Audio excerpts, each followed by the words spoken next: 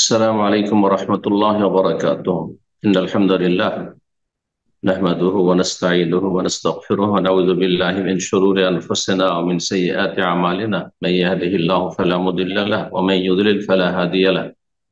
وأشهد أن لا إله إلا الله وحده لا شريك له وأشهد أن محمدا عبده ورسوله صلى الله تعالى عليه وعلى آله وصحبه وسلم تسليما كثيرا. أما بعد, সম্মানিত শ্রোতা দর্শক মন্ডলী, আল্লাহ রাব্বুল আলামিনের প্রশংসা এবং প্রিয় রাসূল সাল্লাল্লাহু আলাইহি ওয়াসাল্লামের উপর সালাত ও সালামের পর আমাদের ধারাবাহিক আলোচনা ফিকহুল হজ ওয়াল উমরাহ ওয়া জিয়ারা।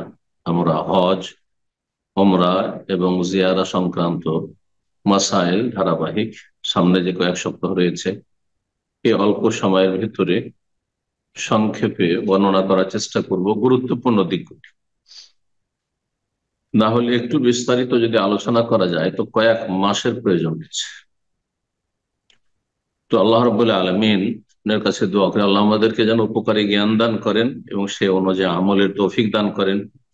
আর বিশেষ করে দোয়া করি যেসব ভাই বোনেরা হজের জন্য নিয়ত করেছেন এই বছরে এবং তার জন্য যেসব কার্যক্রম রয়েছে সেগুলি সম্পাদন করেছেন, আশার সম্ভাবনা আছে, আশা আছে, আল্লাহ যেন এই নেক আশা পূরণ করেন।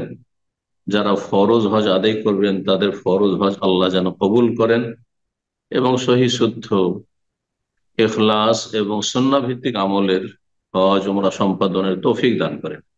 শিরক বিদআত থেকে মুক্ত থাকার তৌফিক দান করেন। আজ সব ভাই বোনেরা হয়তো নফল হজ করবেন, আল্লাহ তাদের হজ কবুল করেন এবং আল্লাহ রাব্বুল আলামিন আমাদেরকে যেন বঞ্চিত না রাখেন। যারা হজ করতে পারবেন না বা হজে যাবেন না, হজ করে ফেলেছেন, তাদের জন্য অনেক বিকল্প রাস্তা রয়েছে নেকি হাসিলের। সেসব রাস্তাগুলি সম্পর্কে আমাদেরকে জানতে হবে। শুধু আজকে ইঙ্গিত করে দিচ্ছি, যারা হজে যাবেন না তারাও হজ উমরার মতো বা তার চাইতে কম বেশি নেকি হাসিল করতে পারেন নিজের ইখলাস এবং মেহনত অনুযায়ী। আল্লাহ যেন তৌফিক দান করেন। তো আজকের বিষয়বস্তু হচ্ছে হজের অর্থ, হুকুম এবং ফজিলত। হজের অর্থ বলতে শাব্দিক অর্থ এবং শরঈ অর্থ অর্থাৎ পারিভাষিক অর্থ।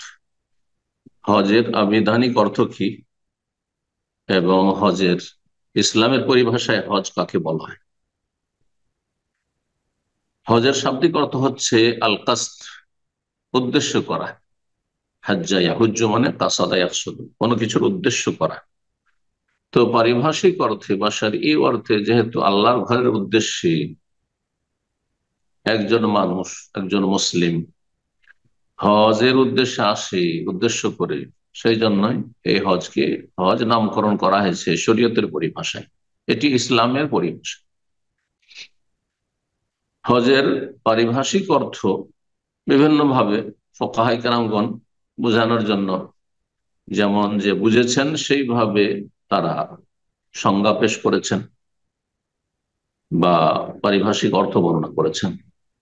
আল্লামা শাইখ ইবনে উসাইমিন রাহিমাহুল্লাহ যতগুলি ইসলামিক পরিভাষা, যেহেতু ইসলামের কাজ সেগুলি দ্বীনের কাজ, নেকির কাজ এবং আল্লাহর ইবাদত বন্দেগীর কাজ, আল্লাহর গোলামি প্রকাশ করা, সেই জন্য এসব পরিভাষাগুলির সংজ্ঞার শুরুতে তিনি আত-তাআব্বুদ লিল্লাহি আযজা ওয়া জাল দিয়ে শুরু করেছেন।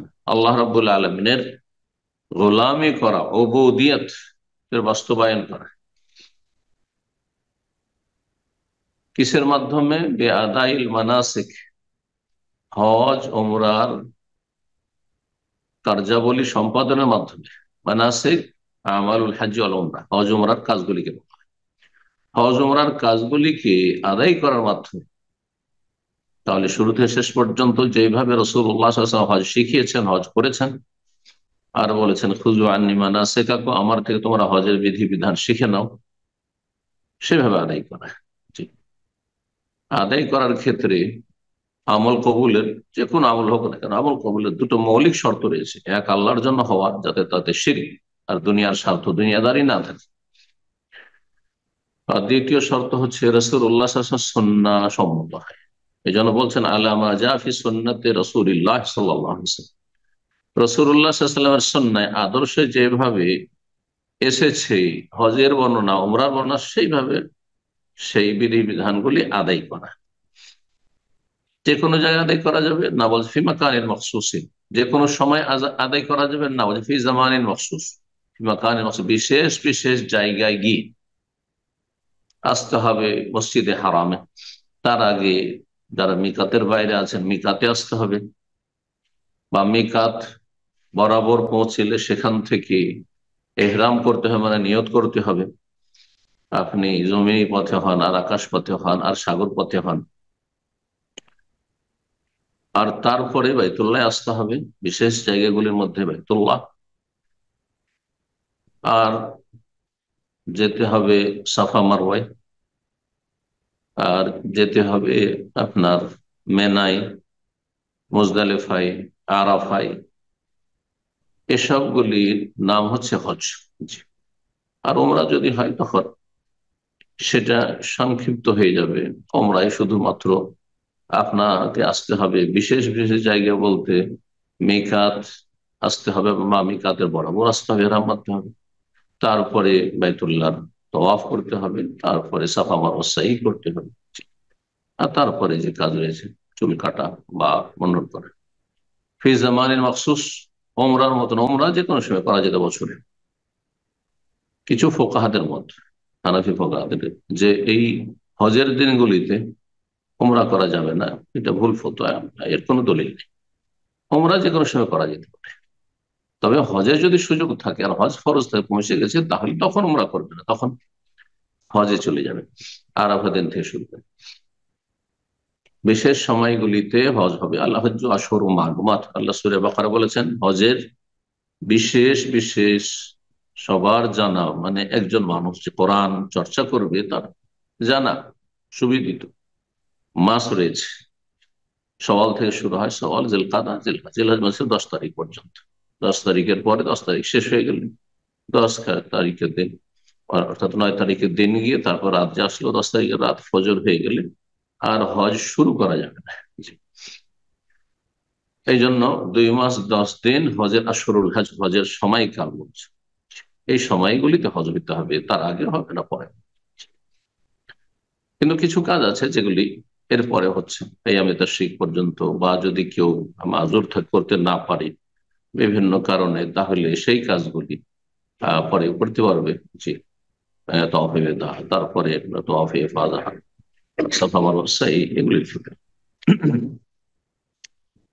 হজ সম্পর্কে আল্লাহ রাব্বুল আলামিন বাইতুল্লাহ, যার উদ্দেশ্যে হজে আসছেন একজন মুসলিম, সেই ঘর সবচাইতে প্রাচীনতম ঘর, বড়ই সম্মানিত ঘর। সেই ঘরের সাথে যারা শত্রুতা করেছে তারা ধ্বংস হয়েছে, সেই ঘরের যারা অবমাননা করেছে তারা ধ্বংস হয়েছে, যারা অসৎ নিয়ত রেখেছে তাদের সর্বনাশ হয়েছে। এবং সেই ঘর হচ্ছে নিরাপদ ঘর, নিরাপদ স্থান, মুবারক, এবং বিশ্বজাহানের জন্য হেদায়েতের প্রাণ কেন্দ্র। আল্লাহ বলছে ইন্না আউয়ালা বাইতি উযিয়া লিন-নাস, নিশ্চয়ই সর্বপ্রথম যে ঘর স্থাপিত হয়েছে মানব জাতির উদ্দেশ্যে, তাহলে মানব জাতির কল্যাণের জন্য আল্লাহ কাবা ঘর নির্মাণ করেছেন ইব্রাহিম আলাইহিস সালামকে দিয়ে।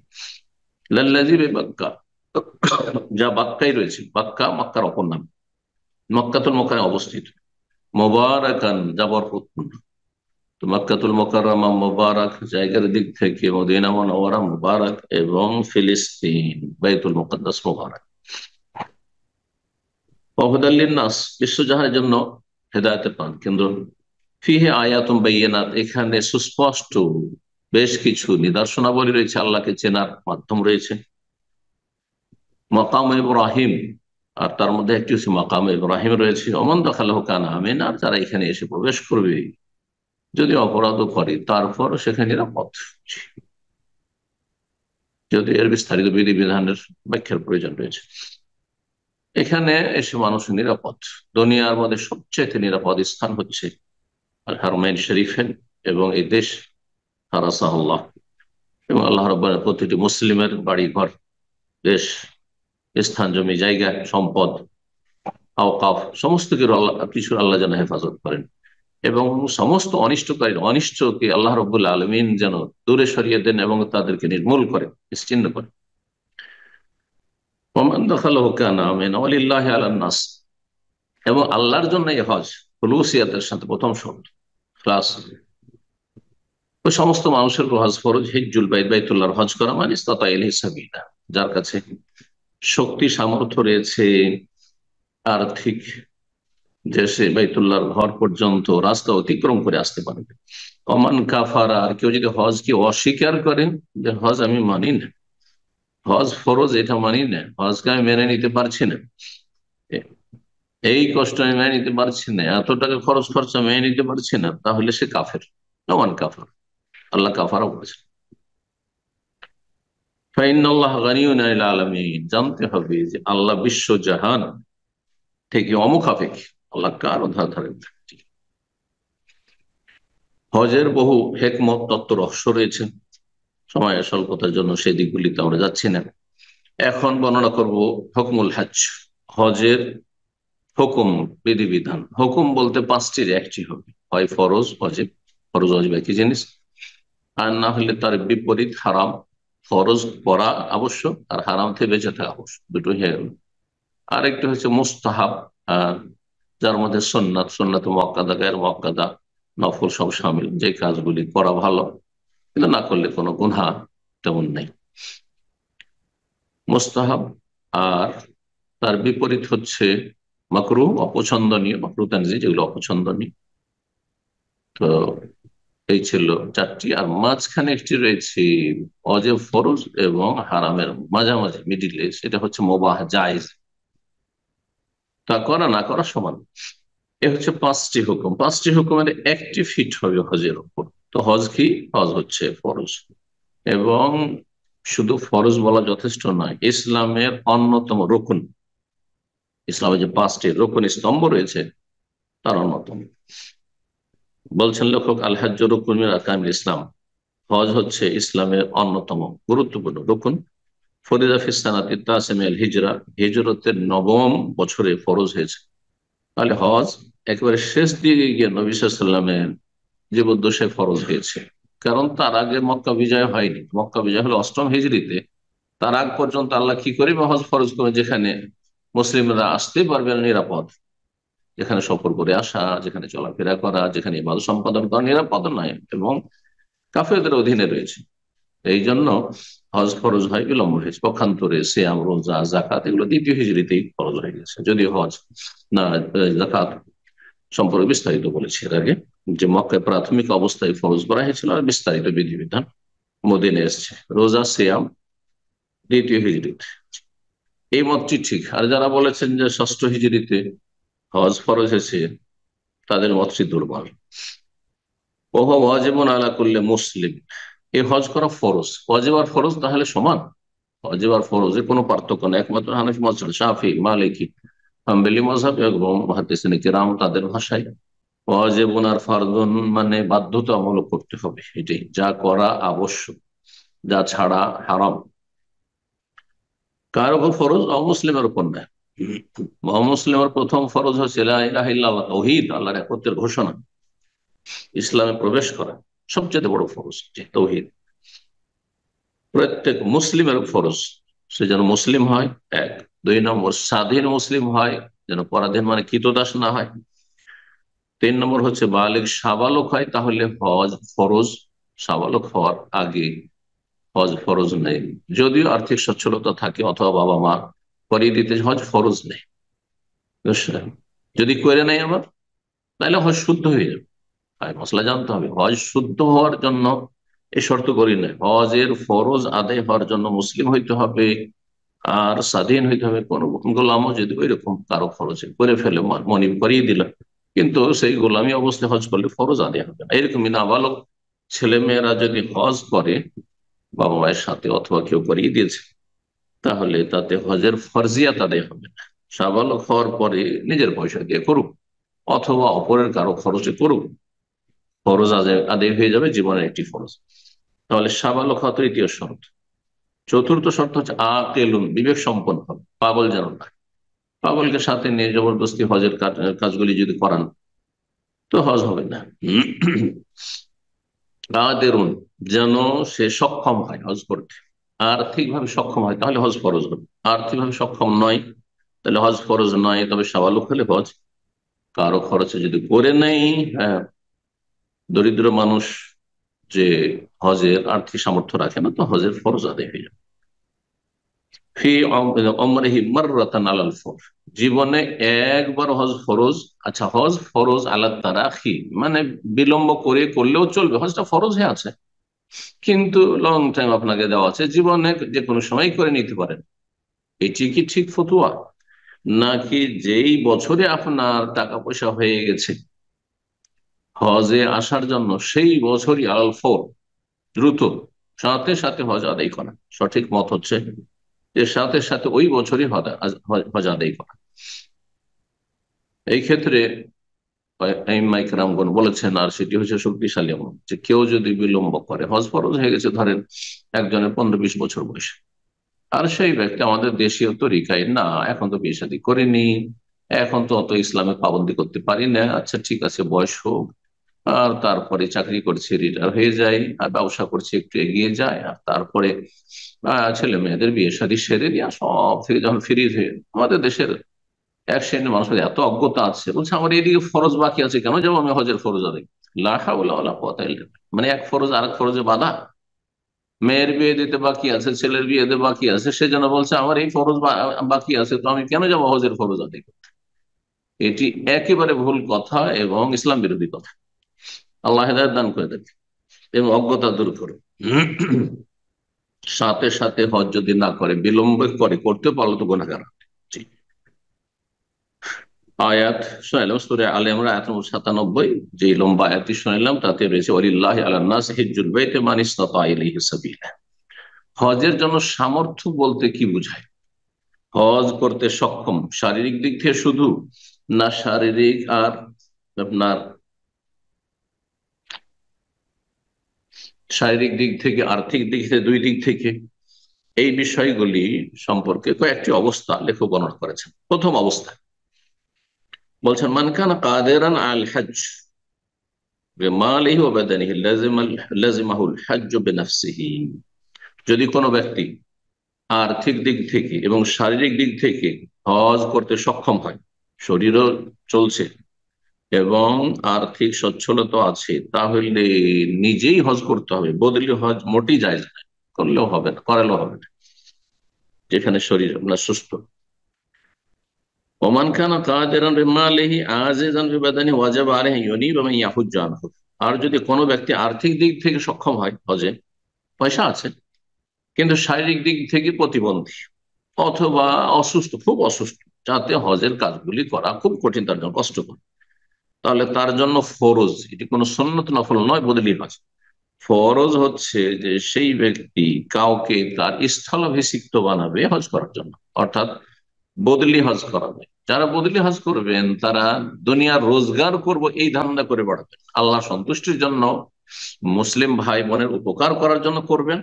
আর সেখানে কিছু পয়সা সে যদি অতিরিক্ত দিয়ে দেয় হজের খরচ খরচা ছাড়া, তাহলে নিতে কোনো দোষ নেই। কিন্তু নিছক দুনিয়ার গরজে আজকাল অধিকাংশ মানুষরা বদলি হজ করে বেড়াচ্ছে। যদি বেশি পয়সা না দেয়, কিছু নাই সে ভয়, তাহলে আমি কেন বদলি হজ করতে যাবো?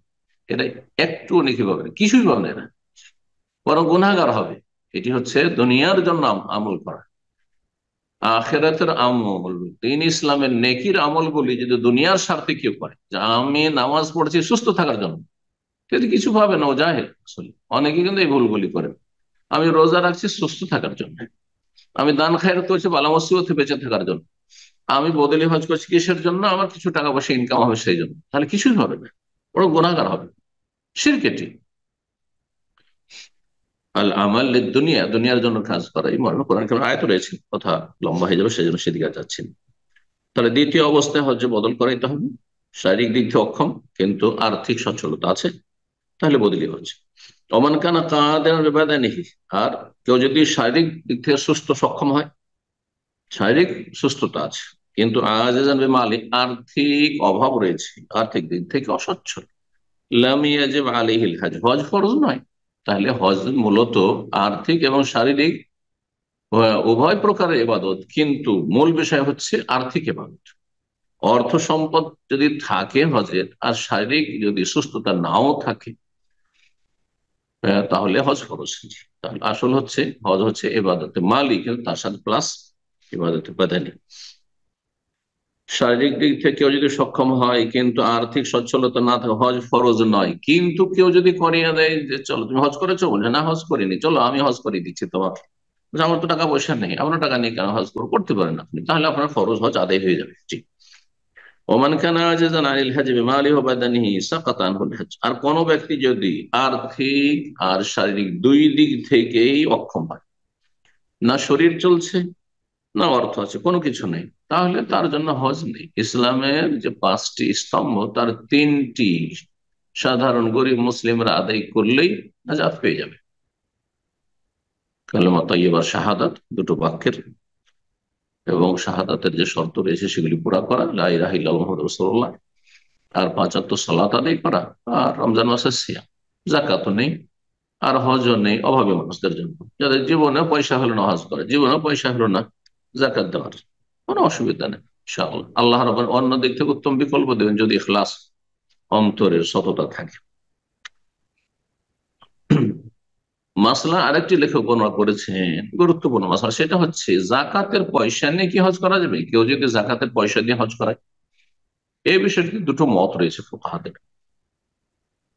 শেখুল ইসলাম ইবনে তাইমিয়া রাহিমাহুল্লাহ এটিকে প্রাধান্য দিয়েছেন যে জাকাতের পয়সা নিয়ে হজ করা যাবে, আর এই মতটিকে শেখ লেখক যিনি রাহিমাহুল্লাহ তাআলা তিনি প্রাধান্য দিয়েছেন। তাই বলছে ওয়াজুজু লিমান লাইসা লাদাইহি মাল, কারো যদি ধন সম্পদ না থাকে, এই ইয়াখুযু মিনাজ যাকাত, আর কেউ যাকাত দিতে চায়, হ্যাঁ, কিসের জন্য? ইয়াহুজ্জু বিহি, তার হজ করার জন্য, ফাল হাজ্জু মিন সাবিলিল্লাহ, তাআলা চলবে, হজ করে নেবে, কারণ হজ হচ্ছে ফি সাবিলিল্লাহর অন্তর্ভুক্ত। হজের সফর হচ্ছে ফি সাবিলিল্লাহর অন্তর্ভুক্ত তাদের কাছে। অন্যরা বলছেন না, চলবে না, যাকাতের পয়সা নিয়ে হজ করা যায় না। এই জন্য সতর্কতা অবলম্বন করে ভালো, কিন্তু মাসলায় সুযোগ আছে অভাবীদের জন্য, আল্লাহ কবুল করে, কিন্তু ইখলাসের সাথে করতে হবে। হজ ওমরার ফজিলত বলছিলাম, আলোচনা করবো এই মর্মে কয়েকটি হাদিস পেশ করি। আবু হুরায়রা রাদিয়াল্লাহু তাআলা আনহু বর্ণনা করছেন, তিনি বলেন যে সুইলা রাসূল আইয়ুল আমালি আফদাল, রাসূলুল্লাহ সাল্লাল্লাহু আলাইহি ওয়াসাল্লাম জিজ্ঞাসা করা হলো যে কোন আমল বেশি উৎকৃষ্ট? কাল ঈমানুন বিল্লাহি ওয়া রাসূলিহি, আল্লাহর প্রতি এবং রাসূলের প্রতি ঈমান, সবচেয়ে বড় তাওহীদ। ঈমান সবচেয়ে বড় ইবাদত, আর অন্তরের ইবাদত, অঙ্গ প্রত্যঙ্গের ইবাদত, অর্থের ইবাদত, বাচনিক ইবাদতের চাইতে অনেক অনেক অনেক গুরুত্বপূর্ণ হচ্ছে আমালুল কুলুব, অন্তরের আমলগুলি। আর অন্তরের গুরুত্বপূর্ণ, সবচেয়ে গুরুত্বপূর্ণ আমল হচ্ছে ঈমানুন বিল্লাহি ওয়া রাসূলিহি, ঈমানিয়াত, যে ঈমানের 6টি রূপ, আল্লাহর প্রতি ঈমান, রাসূল সাল্লাল্লাহু আলাইহি ওয়াসাল্লামের প্রতি ঈমান, এটি সবচেয়ে উৎকৃষ্ট আমল। তাহলে ঈমানকে আমল বলে আখ্যায়িত করেছেন, আর এটি হচ্ছে আহলে সুন্নাত ওয়াল জামাতের পথ, এই হাদিস তার দলিল। কিন্তু হানাফি মাযহাবে ঈমান আমল ভিন্ন জিনিস। ঈমান শুধু বিশ্বাস আর জবানের স্বীকৃতি না, আমল ঈমানের অন্তর্ভুক্ত নয়। বহু হাদিস ইমাম বুখারী রাহিমাহুল্লাহ নিয়ে এসে খণ্ডন করেছেন এই হানাফি আকীদার ক্ষেত্রে ভুল মতের। কিলা, তারপরে জিজ্ঞাসা করা হলো সুম্মা মাজা, তারপরে কি? জিহাদুন ফি সাবিলিল্লাহ, আল্লাহর রাস্তায় জিহাদ। সুম্মা কিলা, তারপরে জিজ্ঞাসা করা হলো সুম্মা মাজা, তারপরে কি? তারা হজ্জুন মাবরুর, 3 নম্বরে সবচেয়ে উত্তম আমল হচ্ছে মকবুল হজ, যেই হজে গুনাহ হয়নি, যে হজে হারাম পয়সার সংমিশ্রণ নেই, যেই হজ সুন্নত মোতাবেক হয়, শিরক মুক্ত হয়, বেদাত মুক্ত হয়, যে হজ খুলুসের সাথে আদায় করা হয়, এগুলি হচ্ছে হজ্জে মাবরুরের শর্ত। এগুলো যদি থাকে তাহলে আল্লাহ হজ কবুল করবেন। এর বিপরীত যদি থাকে তো হজ কখনো কবুল হবেই না, আর কখনো আংশিক কবুল, শুধু ফরজটা হয়তো আদায়।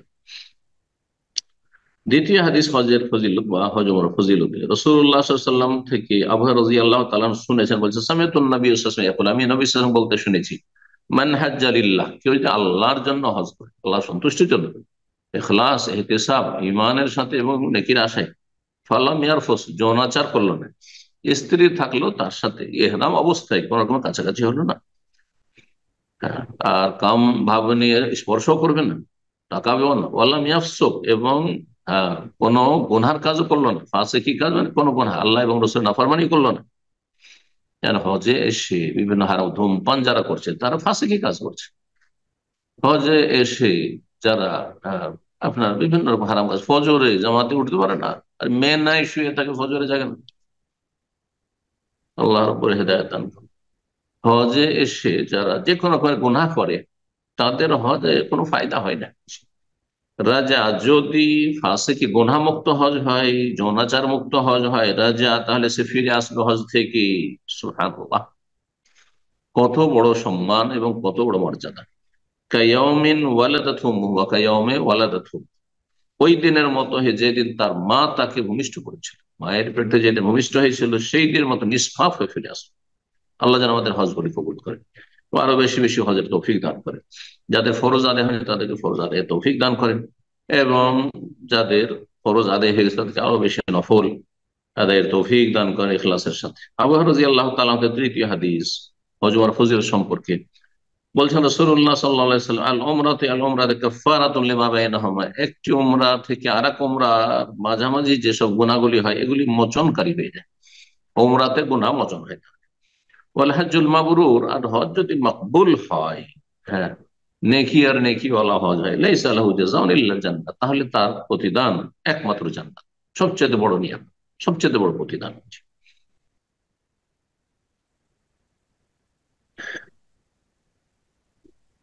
আচ্ছা, আর একটি মশলা দিয়ে আমরা শেষ করি।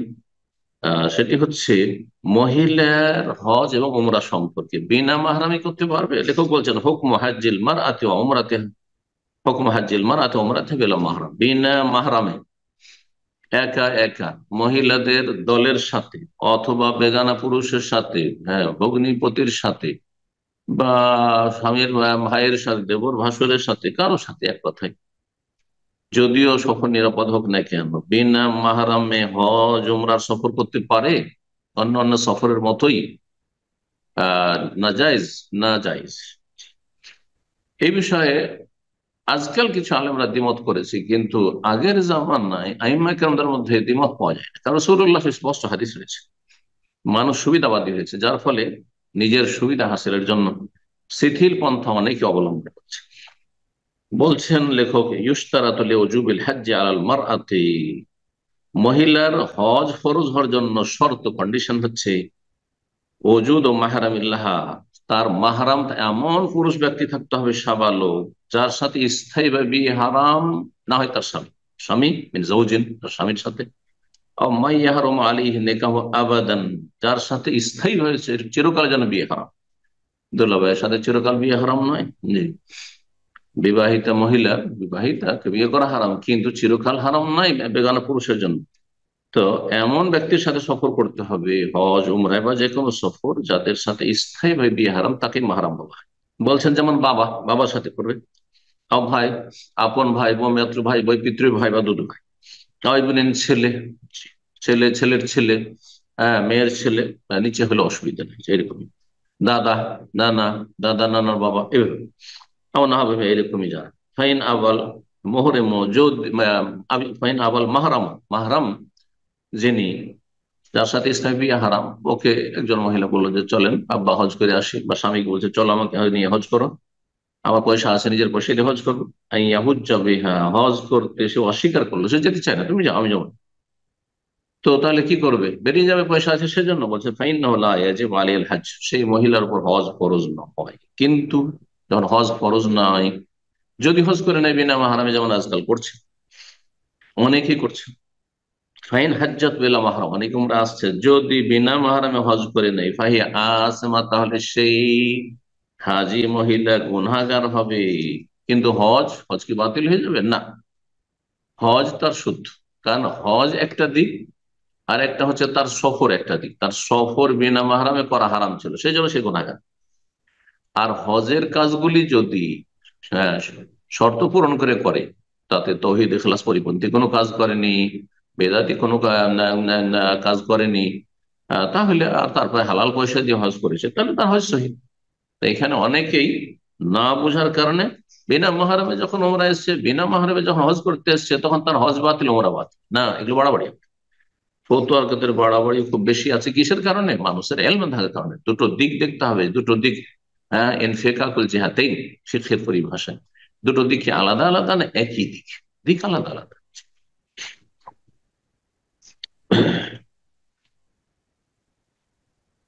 বলছেন কোন মহিলার জন্য জায়েজ নয় যে হজের জন্য সফর করবে, কাউ গাইরি অথবা অন্য কোনো সফর করবে, স্বামীর কাছে যাচ্ছে, মেয়ের কাছে যাচ্ছে, বা কোনো জায়গায় সফর করছে কলেজ ইউনিভার্সিটির জন্য, ইল্লা মাহারাম, তার সাথে যেন মাহারাম থাকে। সাওন কানাত শাম, বা সেই মহিলা যুবতী হোক, আওয়াজ যদি এমনকি বুড়ি হোক। হ্যাঁ, অনেকে বলেছেন বুড়ি বয়সিকা যদি হয়ে জায়েজ না, বুড়ির জন্য বুড়ার ফিতনা রয়েছে, যুবতীর জন্য যেমন যুবকের ফিতনা রয়েছে। মহিলাদের একটি দলের সাথে যাক অথবা একা যাক না কেন, কারণ কেউ কেউ মহিলাদের গ্রুপ হয়ে যদি হয় জায়েজ বলেছেন, সেজন্য তার রদ করছেন, খণ্ডন করছেন। ওয়াসাওয়াউন কানা সফর, তবে না সফর দীর্ঘায়িত হোক, লম্বা কয়েকদিনের সফর অথবা একদিনের কিছু কয়েক ঘন্টার সফরও যদি হয়, তাসিরান ছোট হোক, ক্ষুদ্র হোক সফর, কোন অবস্থায় কোন স্তরের মহিলার জন্য বিনা মাহরামে সফর করা জায়েজ নয়, সেটা হজের হোক অথবা দুনিয়ার কোন সফর। রাসূলুল্লাহ সাল্লাল্লাহু আলাইহি ওয়াসাল্লামের হাদিস ব্যাপক অর্থ বহনকারী। লা তুসাফিরুল মারআতু ইল্লা মাযি মাহরাম, কোন মহিলা যেন সফর না করে মাহরাম ছাড়া, মাহরাম ছাড়া যেন সফর না করে। আল্লাহ রাব্বুল যেন আমাদেরকে সঠিক কথা বোঝার তৌফিক দান করেন এবং সহি শুদ্ধ আমলে তৌফিক দান করেন, গুনাহ খাতা মাফ করেন। এবং আবার দোয়া করি যেসব ভাই বোনেরা হজের উদ্দেশ্য করেছে, আল্লাহ তাদের মনের আশা সুন্দরভাবে পূরণ করেন, হাজী সাহেবদেরকে নিরাপদ নিয়ে আসেন, নিরাপদ ফিরিয়ে নিয়ে যান এবং এখানেও নিরাপদ রাখেন। আর যারা অনিষ্টকারী হজের সফরে অথবা অন্য কোনো সফরে মুসলিম ভাই বোনদের বিরুদ্ধে যারা ষড়যন্ত্র করে, বা ইসলামের বিরুদ্ধে ষড়যন্ত্র করে, আল্লাহ রাব্বুল আলামিন তাদের অনিষ্ট দিয়ে তাদেরকে ধ্বংস করেন। আল্লাহ রাব্বুল আলামিন মুসলিম উম্মাহকে দিনের দিকে ফিরে আসার তৌফিক দান করেন এবং জালেমদেরকে আল্লাহ ধ্বংস করেন, মাজলুমদের আল্লাহ হেফাজত করেন। সুবহান রাব্বিকা রাব্বিল ইজ্জাতি আম্মা ইয়াসিফুন ওয়া সালামু আলাল মুরসালিন ওয়ালহামদুলিল্লাহি রাব্বিল আলামিন।